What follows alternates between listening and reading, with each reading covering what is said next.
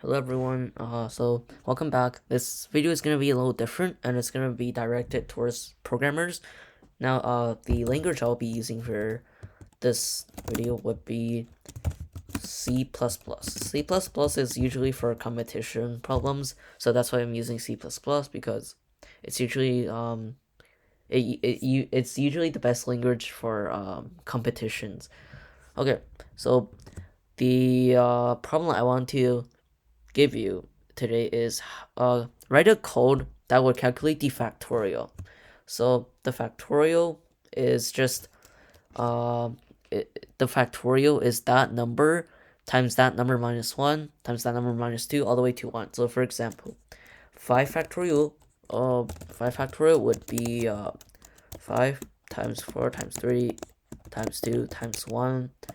10 factorial is 10 factorial is 10 times 9 times 8 times 7 all the way to times 1.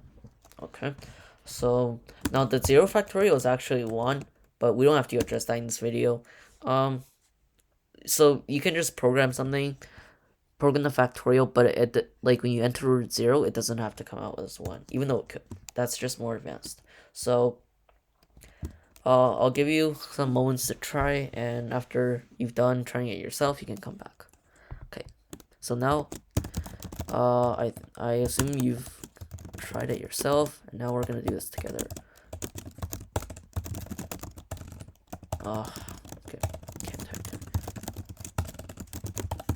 Okay, so now we've got the basics here using namespace SD, include IOStream. So we're actually gonna first declare a function called factorial function. It's gonna return an integer factorial in. This is the factorial that you want to calculate. So in this case, it will be 5 or 10. Okay. So we're gonna do this the brute force way, and we're gonna solve this by recursive as well. So method 1 is the brute force way. It's not very clever, but it takes less time. But it's just, I don't usually prefer this method. So we first want to do is we want to do 1 times 2 times 3 all the way to n, right? So how are we going to do that? Well, we can just use a for loop. Use iterations for int I equals 1, I smaller than n, smaller or equal to n, I plus plus, and we're gonna have to set a product first.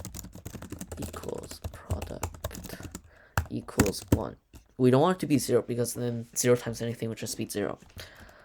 And then so just product equals product times I. So and finally just return I. Okay, return product. So let's do an overview here. When you enter a number n, it's gonna go from 1, product times 1, then that 1 times 2, then that 2 times by 3, and then all the way to the number n. Okay, so then we can just int n, sin n, and then CL factorial n and L. Okay, so this is method 1. Iterative. And now we're gonna do something more clever. Method 2, recursive. Okay, in factorial we're gonna do the same thing. We don't actually even need this. So the recursive, you need to realize that 10 factorial is just 10 times 9 factorial, is it not? Because 10 times 9 times 8 times 7 all the way on, that is the same thing, times all the way to times 1. That's just 10 times 9 times 8 times, that's just 9 factorial, right? So we can conclude that for n factorial, that's just n times n minus 1 factorial. Well, n times n minus 1 factorial, that's just n times n minus 1 times n minus 2 factorial, right? So we can use that to our advantage. We first have to declare the base case. If n, can't type today. Okay, if n equals 1, then we will want to return 1, right? Else, we will just return, and we actually don't even need else here, because if it gets to this if statement, it'll just automatically return 1 and not regard the following process.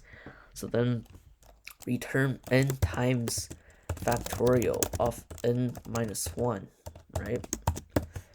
This should work. But if you put 0 here, 0, well, it's going to return 0 times -1. That's not going to, it's just going to be a runtime error, okay? We can do something like this, though.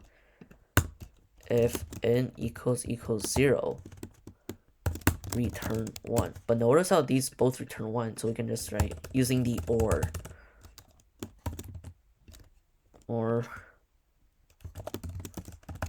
Okay. And now we can actually write this in one line by the tertiary operator. So we can do return n equals 0 or n equals 1 question mark 1 colon this. Okay, now this should work. So if it's 0 or 1, it will return 1. Otherwise, it will return n times factorial n minus 1. So yeah, this should work. Okay, well, thanks for watching.